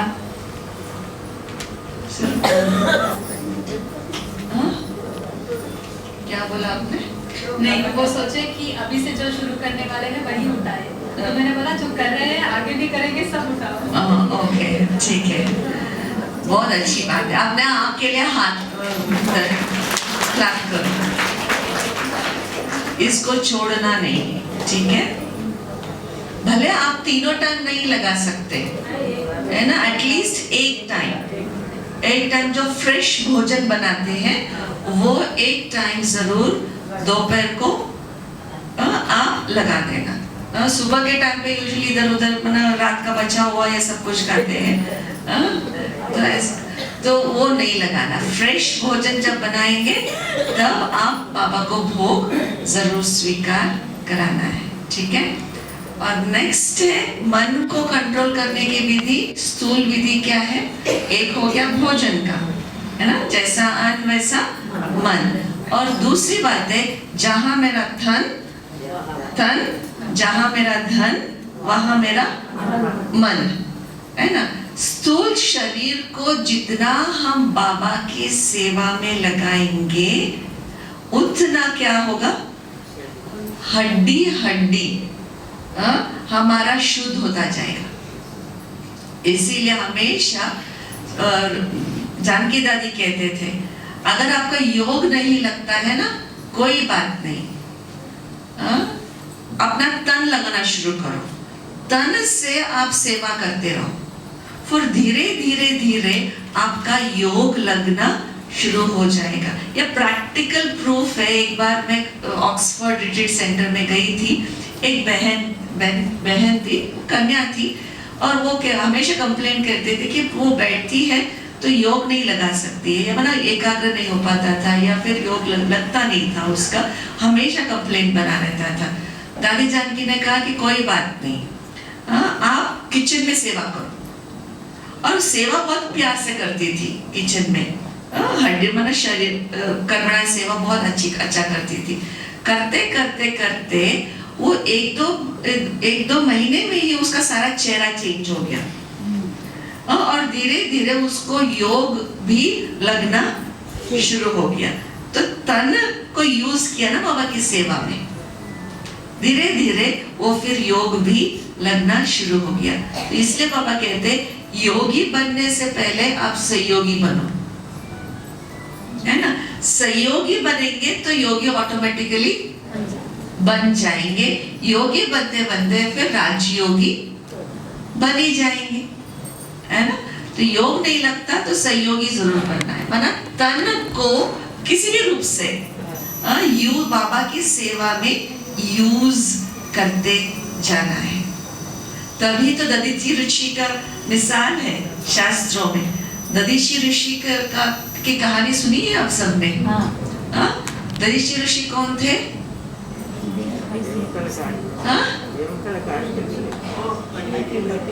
पता है उसकी कहानी आपको? एक बार क्या हुआ, स्वर्ग में ऐसे कहानी है, वो पता नहीं, स्वर्ग में तो कोई असुर जाकर के वो उसको अटैक नहीं करेंगे, है ना। तो असुर जाकर के स्वर्ग में वो अटैक करना शुरू, युद्ध छेड़ा। तो इंद्र जो थे वो स्वर्ग के मालिक थे, तो इंद्र बहुत घबरा गए। तो अभी क्या करें, मेरे पास तो इतना सेना नहीं है, वो बहुत पावरफुल है, करेंगे क्या? तो वो गए शंकर जी के पास, उन्होंने बोला मैं तो कुछ नहीं कर सकता हूँ। तो विष्णु जी के पास गए तो वो भी कहते मैं तो कुछ नहीं कर सकता हूँ। तो ब्रह्मा जी के पास गए तो ब्रह्मा जी ने कहा हम तीनों मदद नहीं कर सकते हैं, लेकिन मदद कर सकते हैं तो केवल दधीचि ऋषि कर सकते हैं। तो वो कैसे? क्योंकि ब्रह्मा जी ने उनको कहा कि दधीचि के जो तपस्या के बल के कारण से उनके जो बोन्स है ना बहुत ही शक्तिशाली, बहुत पावरफुल है, बहुत ही शक्ति है उनके हड्डियों में। अगर वो अपना हड्डी देंगे तो उन हड्डियों से आप वेपन्स बनाओ, शस्त्र बनाओ, उन शस्त्रों से फिर असुरों का संहार हो सकता है। तो वो इंद्र जी गए भागते भागते, गणेश जी को पूछा कि देखो ये ऐसी सब हालत है, तो आप ब्रह्मा जी के पास गए तो ब्रह्मा जी ने ऐसा कहा कि आपको आप हड्डी देंगे, रिक्वेस्ट किया, क्योंकि हड्डी देना माना शरीर का त्याग करना पड़ेगा, मरना पड़ेगा, शरीर का त्याग करना पड़ेगा। तो ऋषि ने कहा कि ठीक है, सभी की भलाई के लिए मैं अपना शरीर त्याग करता हूँ। तो उन्होंने अपना शरीर त्याग किया, उन हड्डियों से वेपन्स बनाए, और फिर वेपन से उन शस्त्रों से जब युद्ध किया तो असुरों का संहार हुआ। तो ये कहानी कहाँ की है? अभी की है। हम असुरों को संहार कर रहे हैं। कौन सा असुरों का संहार कर रहे हैं? जो भी विकार है उनका संहार कर रहे हैं। तो जो भले हम योग लगाने से पहले जितना हम शरीर को यूज करते जाएंगे, शरीर को शुद्ध कर रहे हैं, है ना। क्योंकि इस शरीर से कितना विकर्म किया है हमने, भले इस शरीर से नहीं, लेकिन आत्मा जो भी शरीर लेती है उस शरीर से हमने कितना विकर्म किया है, 63 जन्मों से, है ना। शरीर को जितना मैं यूज करती जाऊंगी तो वो शरीर शुद्ध होता जाएगा, शरीर की ताकत बढ़ेगी, शरीर की ताकत बढ़ेगी तो शरीर शुद्ध होगा, तो मन भी शुद्ध होता जाएगा, आत्मा शुद्ध होती जाएगी। तो फिर उससे फिर हम असुरों का संहार कर सकते हैं।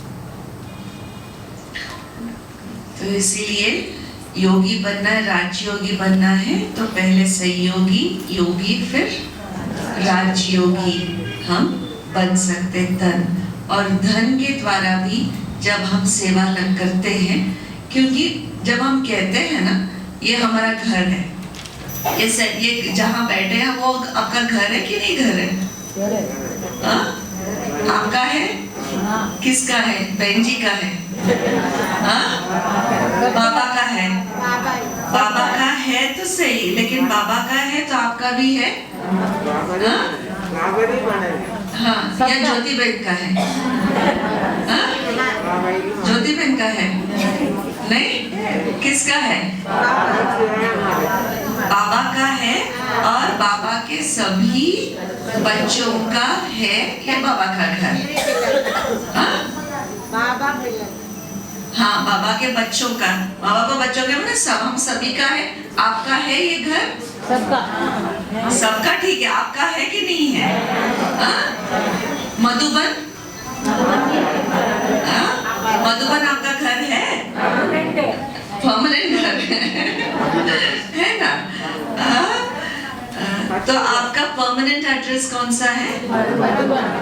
आत्मा का परमानेंट एड्रेस परब्रह्म है। हाँ? आत्मा का टेम्पररी एड्रेस कौन सा है? Wrong answer. ये पक्का करना, ठीक है? आत्मा का परमानेंट एड्रेस परमधाम, आत्मा का टेम्पररी एड्रेस भ्रुकुटी। हाँ, क्योंकि ये शरीर चेंज होगा ना। हाँ, ये टेम्पररी एड्रेस। ब्राह्मणों का परमानेंट एड्रेस कौन सा है? मधुबन। आपका परमानेंट एड्रेस मधुबन है? हाँ? किसको डाउट है? सभी हाँ नहीं कह रहे हैं। हाँ, परमानेंट सभी का एड्रेस, परमानेंट एड्रेस मधुबन है।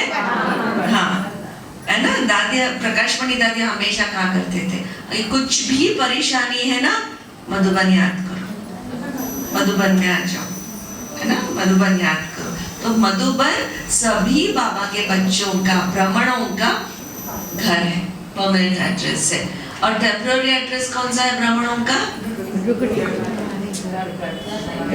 ब्राह्मणों का टेम्पररी एड्रेस कौन सा है? मधुबन परमानेंट एड्रेस है। टेम्पररी एड्रेस कौन सा है?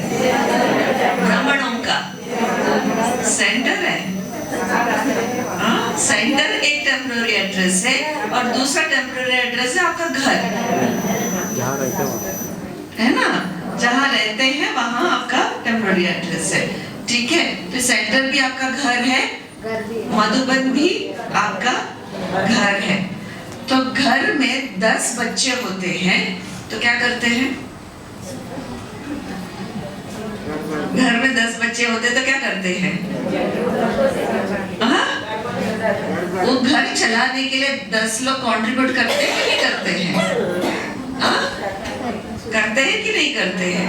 अपना घर समझ कर, ऐसा नहीं कि होटल में रह रहे हैं, 10 अगर बच्चे हैं तो सभी का घर है, तो होटल समझ करके हाँ ठीक है, मैं सिर्फ रात को आता हूँ, भोजन करता हूँ, इसलिए तो थोड़ा पैसा दूंगा, चलेगा?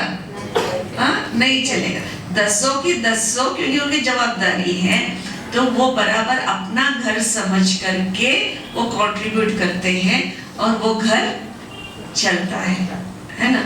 और वो तो लौकिक घर है, लेकिन बाबा के घर में जब हम ये कह रहे हैं मेरा घर है, तो क्या उतना अधिकार समझते हुए हम कंट्रीब्यूट करते हैं?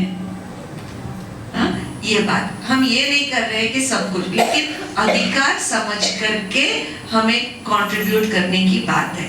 और यहाँ आप कोई इंसान को नहीं दे रहे हैं, बाबा को दे रहे हैं। और बाबा को चाहिए नहीं, क्योंकि उनको अपना शरीर है ही नहीं। वो कहाँ यूज होगा? अपने लिए, ना आपके बच्चों के लिए यूज होगा। जो भी सुविधा चाहिए, जो भी है, तो उसी के लिए यूज होगा। लेकिन बाबा आपको रिटर्न कितना परसेंट, कितना देते हैं? कितना रिटर्न देते हैं? पदम गुणा रिटर्न ना केवल भविष्य में लेकिन इस जन्म में भी बाबा रिटर्न उसका देते हैं, बाबा रखते नहीं है ना, हमेशा मल्टीप्लाई करके बाबा देते हैं। और जितना हम देते जाएंगे बाबा वो चप्पड़ फाड़ के बाबा हमें जरूर दे। हर एक का अनुभव है बाबा के, हर बच्चे का ये अनुभव है, भरपूर बाबा कर देते। जितना हम लगाएंगे, जो लगाएंगे उसको ही मल्टीप्लाई करके बाबा रिटर्न देंगे, है ना। तो इसलिए अच्छी चीज हमें देना है ताकि फिर अच्छी चीज वापस बाबा मल्टीप्लाई करके बाबा वापस देंगे। तो इसीलिए मेरा खुद का अनुभव है, बचपन से लेकर के मैं हमेशा सोचती थी, बचपन क्योंकि मैं 5 साल की उम्र में से बाबा के घर में आती जाती थी, तो मुझे हमेशा रहता था कि मुझे, क्योंकि मैं तो कमाती नहीं थी ना बचपन में, स्टूडेंट में, तो मुझे मेरा भी धन लगना है, मेरा भी धन लगना चाहिए। तो मुझे जो भी पॉकेट मनी मिलता था ना, उसमें बचा करके मैं हमेशा बाबा के घर में डालती थी। और जब भी मधुबन जाते थे ना, तो मेरे जो भी मासियाँ हैं, जो भी ये है कनेक्टेड, तो वो मेरे को पैसा देते थे, तुम जाओगे ना अहमदाबाद तो वहाँ अच्छे ड्रेसेस मिलेंगे, राजस्थान वहाँ माउंट आबू में जाएंगे तो अच्छी अच्छी चीजें अब अपने लिए लेना। क्योंकि कॉलेज में पढ़ती थी तो सब मेरे सभी परिवार वालों को मेरे से प्यार था, तो वो पॉकेट मनी देते थे, मेरी मासियाँ, मेरे आंटीज सब जो भी है पॉकेट मनी देते थे। तो मैं सबके सब जो भी जितना भी मिला मैं अपने लिए कुछ भी नहीं खरीदती थी, पूरा का पूरा जाकर के बाबा के भंडारी में डाल लेती थी।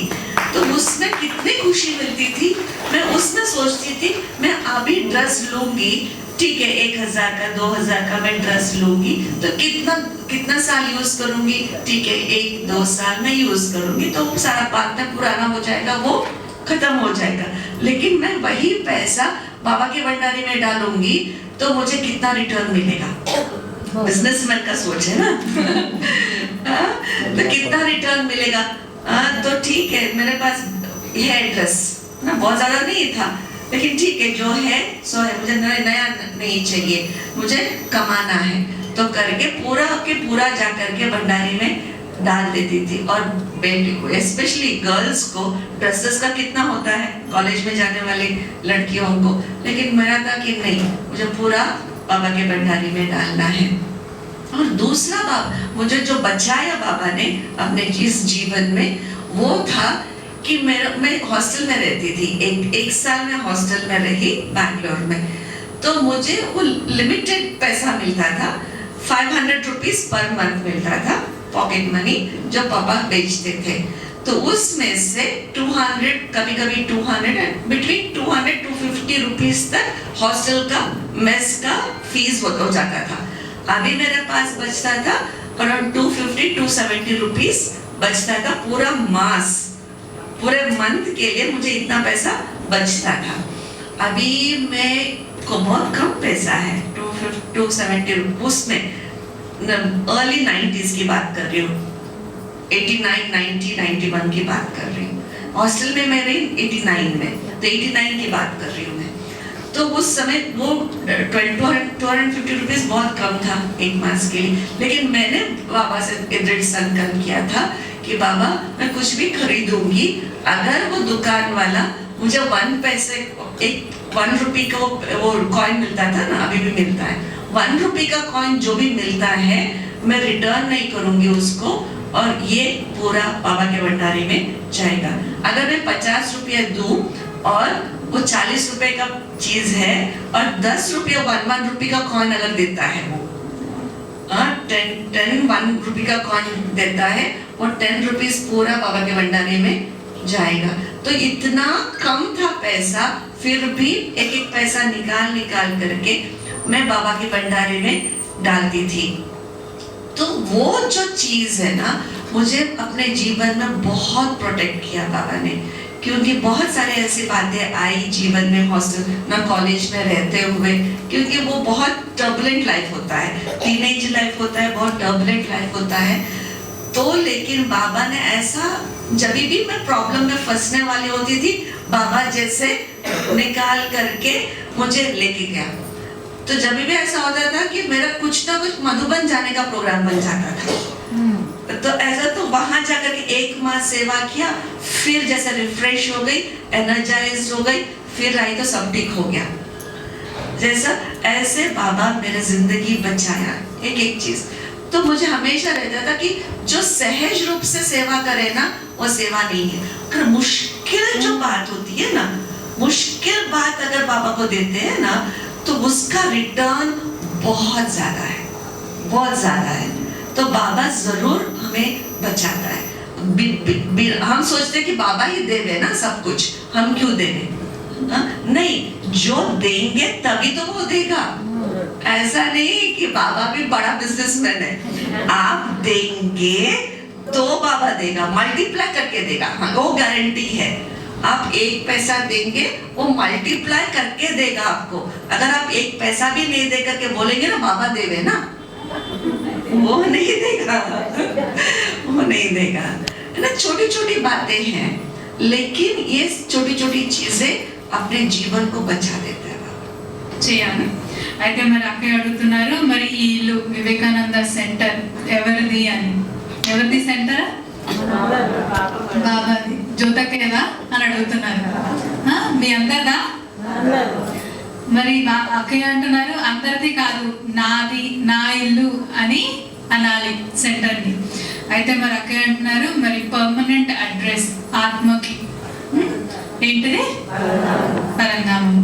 అదేవిధంగా బ్రాహ్మణుల యొక్క పర్మనెంట్ అడ్రస్, మరి టెంపరరీ అడ్రస్ సెంటర్. సెంటర్ మరియు మీరుండేటువంటి ఇల్లు. అయితే మరి మన ఇల్లు నాది అక్కే అన్నారు, మరి సెంటర్ జ్యోతకేదా అందరి సెంటరా అని కాదు, ఇది నా ఇల్లు అని అనుకోవాలి. అయితే మరి అదే విధంగా ఎప్పుడైతే మనం మన ఇంట్లో 4, 5 లేక 10 మంది ఉన్నప్పుడు అందరూ బాధ్యత తీసుకుంటారు. అందరూ ఎవరికి ఏది వీలైతే దాన్ని పెడతారు.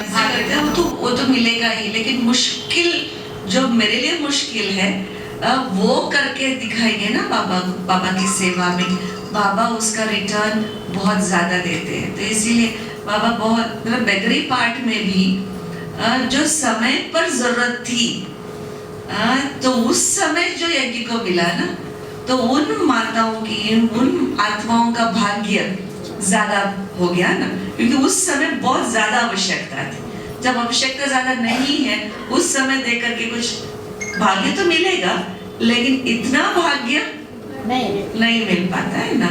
तो इसीलिए हमारे लिए भी जो मुश्किल बात है वो करके दिखाए, तो बाबा रिटर्न उसमें बहुत ज्यादा देते हैं। तो इसीलिए हाँ, मन से तो सेवा करनी ही है, मन बाबा की इसमें योग लगाना तो है ही है, लेकिन उसके पहले इन सभी बातों को जब हम ध्यान देंगे तो मन जीत हम ऑटोमेटिकली बन सकते हैं। कि हाँ, ये क्यों नहीं हो रहा है, या फिर वेस्ट हो रहा है, ये हो रहा है, नहीं। दिए दे दान तो छूटे ग्रहण। हाँ, तो इसीलिए देने के बाद सोचना नहीं है, भूल जाना है ना। कि अगर हम सोचते हैं ना कि कुछ चीज देते हैं, तो देने के बाद बहन जी इसको यूज क्यों नहीं कर रहे हैं, बहन जी ऐसा रखती है, देने के बाद भाग्य तो बन गया, बन जाने के बाद फिर ये सोचना नहीं है कि उसका क्या उपयोग हुआ, है ना। तो निश्चिंत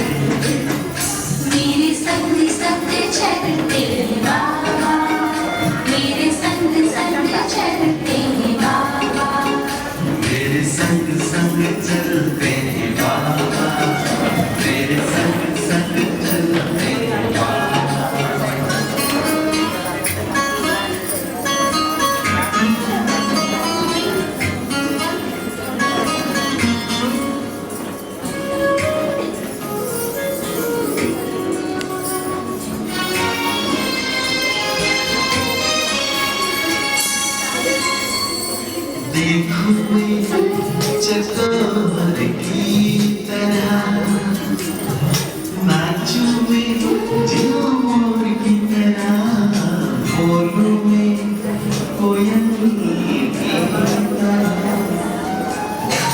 गाऊं मैं बुलबुल की तरह। मेरा मन बहला दे बाबा, मेरा मन बहला दे बाबा, जैसे सुरों में सरगम बजता है। मेरे संग संग चलते हैं बाबा, मेरे संग संग चलते हैं बाबा।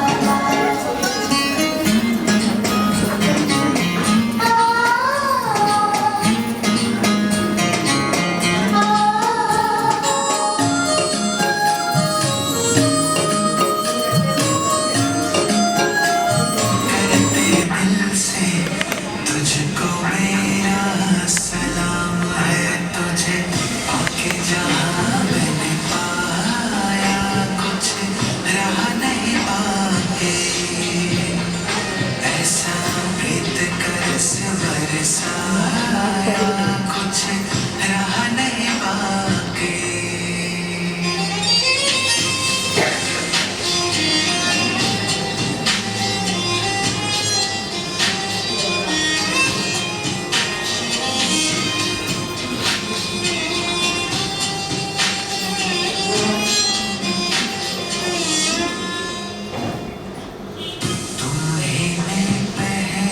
जाना मेरे ख्वाबों की इस तर्ज को, तुम्हीं ने तो कबूल किया है दिल की हर एक अर्ज को। लेके चलोगे मंजिल तक तुम, पलकों पे अपने बैठा कर, सुलह हो गई खुद से मेरी, साथ आपका यूं पाकर तेरे संग का रंग ऐसा छाया, कुछ रहा नहीं बाकी, कैसा प्रीत का रस बरसाया। ఇంతసేపు మీరందరూ ఏం విన్నారు? తనువు, మనస్సు, ధనం. 3 విషయాల్లో ఎలా మనం పురుషార్థం చేయాలి అనే విషయం విన్నాం. అయితే అది మీ అందరికీ ఈ విషయాలు ఇంతకుముందు తెలుసా? ఎంతమందికి తెలుసు ఈ 3 విధాలా మనము పురుషార్థం చేయాలి అనేది? స్థూలం కానీ సూక్ష్మం కానీ తెలుసు అందరికి. కానీ దీంట్లో కూడా మీకు ఒక్కొక్కరికి ఒక్కొక్క రకమైనటువంటి బాబా అంటారు కదా, నంబర్ వార్ పురుషార్థం. ఎవరికి ఎంత అర్థమైందో జ్ఞానము అంతవరకే చేయగలుగుతారు. అర్థం కానప్పుడు ఆ విషయంలో మీరు వెనుకబడి ఉంటారు. అయితే ఈ రోజుల్లో ప్రస్తుతం మనకి ఏమనిపిస్తుంది, బాబా ఈ 3 విషయాలు మురళిలో ఎన్నోసార్లు చెప్పారు, తనువు, మనసు, ధనం అనేసి. కానీ బాబా ఇంకా చెప్తారు, మన యొక్క బుద్ధి ఇటు అటు పోకుండా స్థిరంగా ఉంచుకోవడానికి కోసం మనకు యోగం అనేది అవసరం. యోగం అవసరం అన్నప్పుడు యోగం కేవలము కూర్చొని మనం కళ్ళు మూసుకొని కూర్చోవడం ఒకటే కాదు కదా. ఇంకా సుదర్శన చక్రాన్ని మీరు తిప్పండి అంటారు. అంటే 84 జన్మల్లో మనం ఎక్కడెక్కడ ఎలా ఈ స్థితుల్లో ఎలాంటి స్థితిగతుల్లో ఉన్నాం అనే విషయాన్ని కూడా బాబా మనకు క్లియర్గా చెప్తారు. అంటే అది కూడా గుర్తు చేయండి. ఎందుకు చెప్తారు బాబా ఇవన్నీ కూడా మనకు అంటే, మనను ఈరోజు మురళిలో కూడా బాబా చెప్పారు, పావనం చేసి ఈ విషయాలన్నీ చదివించి మనం తీసుకెళ్ళాలని బాబా ఉద్దేశం. మరి మనకి ఎంతమందికి వెళ్ళాలని ఉంది? ఎంతమందికి బాబా దగ్గరికి వెళ్ళాలని? బాబా వెంట అందరినీ తీసుకెళ్తానన్నారు. ఆయన ఎవరిని వదలరు, అది వేరే విషయం. కానీ ఆయన వెంట వెళ్ళడానికి మనకు ఉండవలసిన లక్షణాలు ఏముండాలి? ఆయన వెంట వెళ్ళాలంటే మనకేం లక్షణం ఉండాలి? శ్రీమతం అనేది చాలా పెద్దగా ఉంది, అది చిన్నగా లేదు. శ్రీమతం అనేది ఉదయం లేచిన దగ్గర నుండి రాత్రి వరకు మనం ఏమేం చేస్తామో అది శ్రీమతం. బాబా మా చెప్పినట్టు నడవడం. మరి అలా అయితే మనం పూర్తిగా బాబా చెప్పినట్టు నడవటం లేదు కదా. అమృత వేళ నుంచి రాత్రి వరకు మన యొక్క ప్రవర్తన ఎలా ఉందో చూసుకుంటే మనం ఎన్ని తప్పడడుగులు వేస్తున్నామో మనకు అర్థమవుతుంది. ఎన్ని తప్పడడుగులు వేస్తున్నాం. ఇందాక మీకు చెప్పిన క్లాసులన్నీ కూడా దాంట్లోనే వస్తాయి. అమృత వేళ నుండి రాత్రి వరకు బాబా ప్రతి చిన్న విషయాన్ని కూడా మనకు క్షుణ్ణంగా చెప్తున్నారు. మనం అర్థం చేసుకోగలిగితే అది ఇంతే కాకుండా ఈ విషయాలు మనం రోజుకు 2 సార్లు జహా తుమ్హారా మన హోగా మహా తుమ్హారా ధన హోగా, జహా తుమ్హారా తన హోగా అని ఈ పాట అయితే 2 సార్లు వింటాం మనం రోజుకి. ఎన్నిసార్లు వింటారు? ట్రాఫిక్ కంట్రోల్ పెట్టుకుంటారా మీరు ఎప్పుడైనా? ఎంతమంది వింటారు ట్రాఫిక్ కంట్రోల్? అంటే ఫోన్లు ఉన్నాయి కదా, ఫోన్లలో వ్యర్థమైన విషయాల కంటే కూడా కనీసం ట్రాఫిక్ కంట్రోల్ పెట్టుకున్నా కానీ యోగం చేయొచ్చు. ఎక్కడ కూర్చున్నా కానీ యోగం చేయొచ్చు. ఆ విధంగా మీరు ఆ ఫోన్ ఉపయోగించండి మంచి విషయాలకి. కాకపోతే మనం ఏం చేస్తాము, ఈ వ్యర్థమైనటువంటి ముఖ్యంగా ప్రస్తుత పరిస్థితుల్లో వ్యర్థమైన విషయాల్లో మనం ఎంతగా వెళ్ళిపోతున్నాం అంటే 100కి 100 పాళ్ళు వ్యర్థమైన విషయాలు.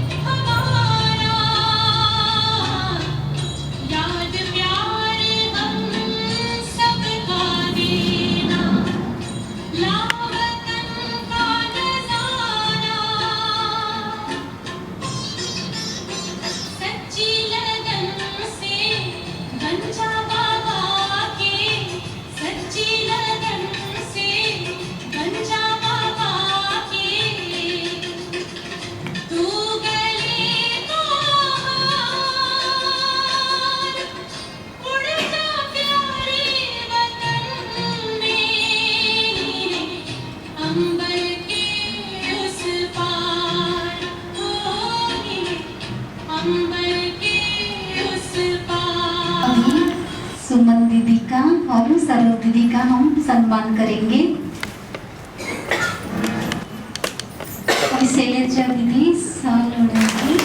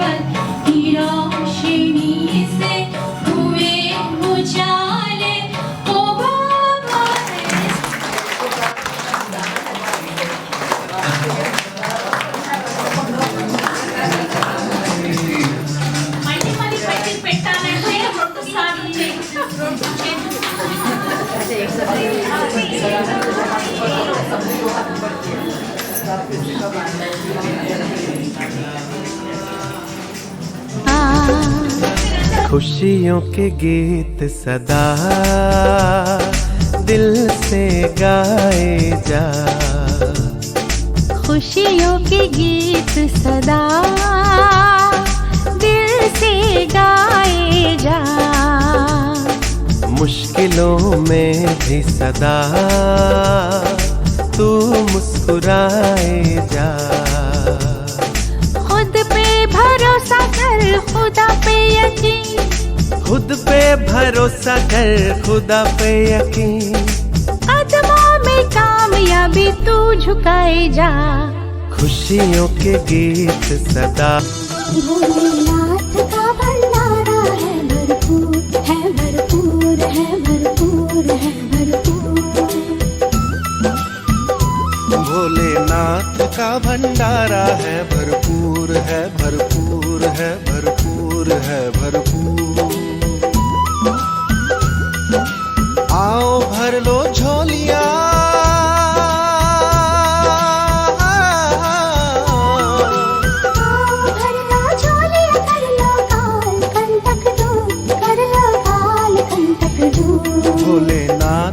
भंडारा है, भरपूर है, भरपूर है,